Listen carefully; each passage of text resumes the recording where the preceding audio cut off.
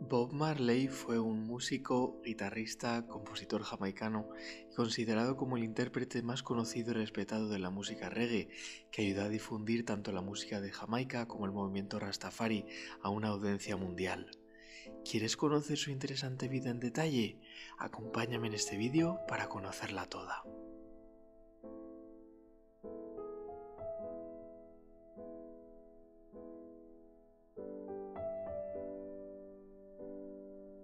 Robert Nesta Marley nació el 6 de febrero de 1945 en Nine Mile, una pequeña localidad al norte de la isla de Jamaica. Era hijo de Cedella Booker, una afro-jamaicana que cuando nació Bob tenía 18 años, y de Norval Marley, un jamaicano blanco de ascendencia inglesa, capitán de los Royal Marines, la infantería de Marina británica. Aunque Norval ayudaba económicamente a su mujer y a su hijo, rara vez veía a Bob por pasar el tiempo viajando por su trabajo.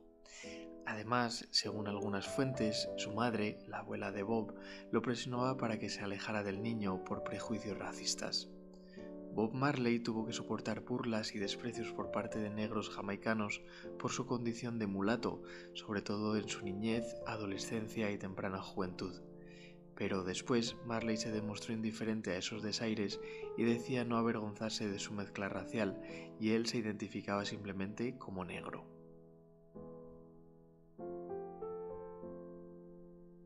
Fue con un amigo suyo llamado Bunny Wailer con quien Marley comenzó a interesarse por la música, llegando a componer y tocar algunas canciones.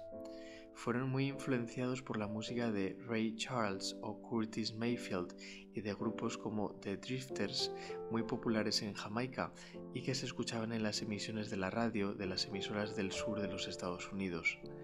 Bob Marley alternó el trabajo en una empresa de fundición con la música.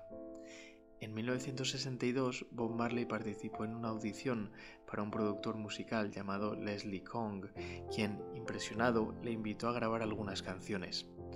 Al año siguiente, Marley, junto con Bunny y otro chico llamado Peter, formaron el grupo llamado los Wailing Wailers, literalmente traducido gritos de protesta. Los Wailing Wailers lanzaron su primer sencillo, Simmer Down, con la discográfica Coast Zone a finales de 1963.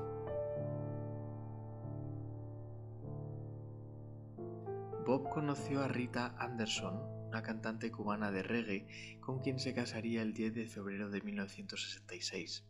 Se mudaron a Kingston, la capital de Jamaica, en octubre de 1966, apenas 6 meses después de la visita del emperador etíope Haile Selassie, quien impulsó y renovó el importante movimiento Rastafari de la isla.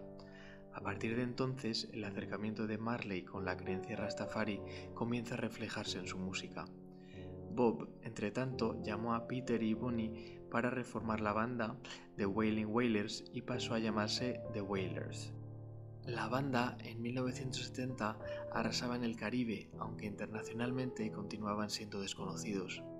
En la primavera de 1972, The Wailers aterrizó en Inglaterra para promocionar el sencillo Reggae on Broadway, pero no cosecharon demasiados éxitos.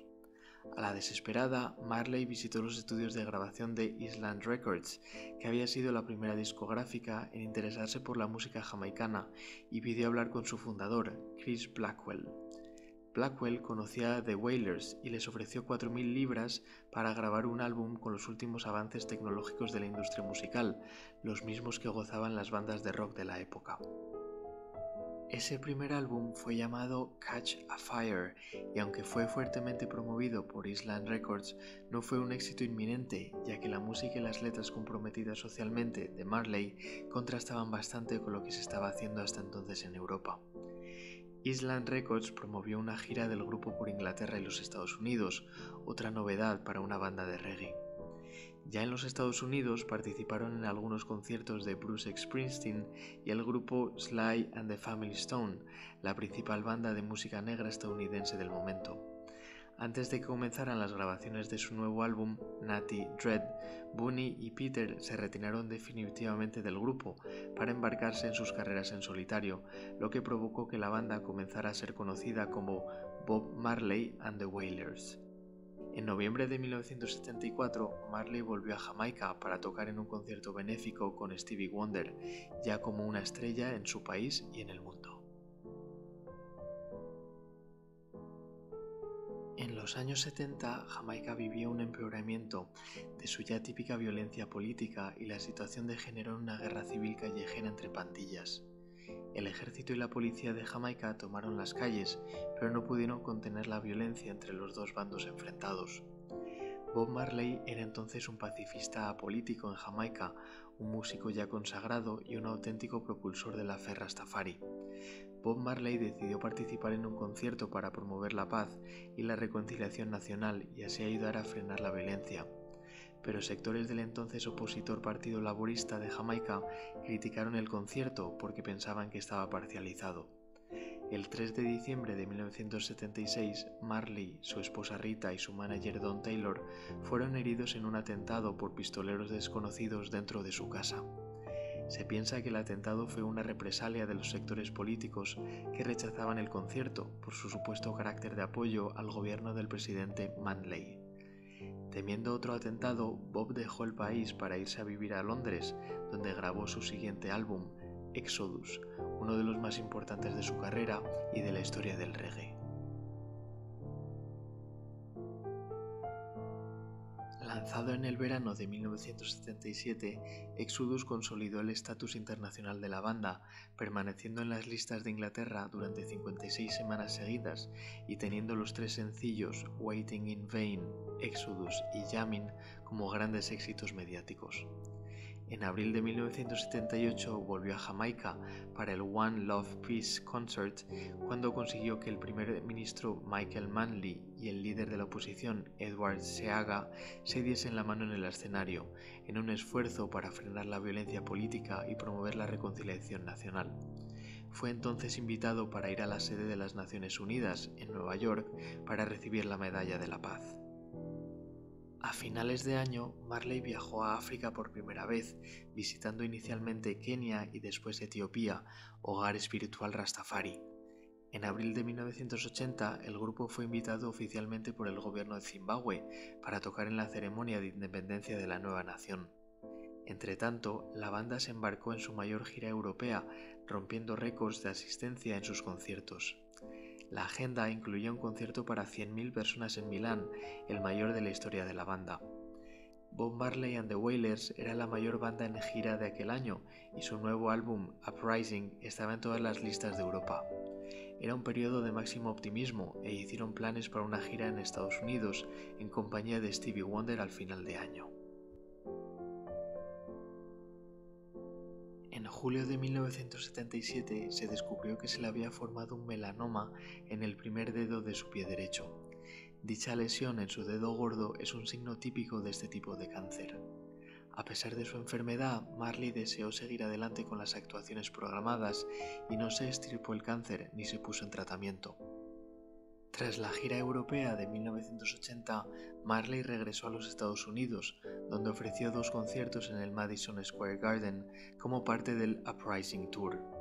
Poco después de eso, su salud empeoró considerablemente ya que el cáncer se le había extendido por todo el cuerpo. El resto de la gira fue cancelada y Marley ingresó en la clínica bávara de Joseph Isels, en Alemania, donde comenzó un controvertido tratamiento a base de evitar ciertos alimentos, bebidas y otras sustancias. En abril de 1981 le fue otorgada la Orden del Mérito de Jamaica, la tercera mayor honra de la nación, en reconocimiento a su inestimable contribución a la cultura del país, pero Bob Marley no pudo estar presente. Su mujer, Rita, declaró después de la muerte de Bob Marley que la estrella del reggae se marchó a una mansión en Kingston donde vivía con varias amantes y que inclusive llegó a criar alguno de los hijos que Marley tuvo con esas mujeres. Bob Marley tuvo 4 hijos con su esposa Rita y 7 más con otras mujeres.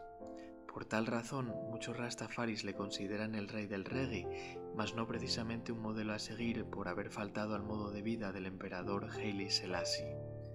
Esas declaraciones por parte de Rita no sentaron nada bien al gobierno jamaicano, más aún cuando se enteraron de que pretendía exhumar los restos de su marido para enterrarlos en Etiopía, donde el emperador Haile Selassie cedió unas tierras a un grupo de rastafaris jamaicanos que residen en esa localidad. La relación entre el gobierno jamaicano y Rita era crítica, ya que consideraban a Marley un ídolo y una fuerte atracción turística para los extranjeros. Después de 8 meses luchando sin éxito contra el cáncer, Bob Marley tomó un avión de regreso a Jamaica, pero durante el vuelo desde Alemania sus funciones vitales comenzaron a fallar. Cuando el avión aterrizó, tuvo que ser trasladado de urgencia al hospital para recibir atención médica inmediata. Murió en el Hospital Universitario de Miami en la mañana del 11 de mayo de 1981, a la edad de 36 años. La expansión del cáncer, que comenzó como un melanoma en su piel, y la metástasis producida en sus pulmones y cerebro fueron la causa de su temprana muerte. Bob Marley recibió un funeral de estado el 21 de mayo de 1981 que combinaba elementos de la Iglesia Ortodoxa etíope con los de la tradición rastafari. Fue enterrado con su guitarra roja en una capilla próxima al lugar donde nació. Las últimas palabras fueron a su hijo Ziggy Marley, a quien le dijo: «El dinero no puede comprar la vida».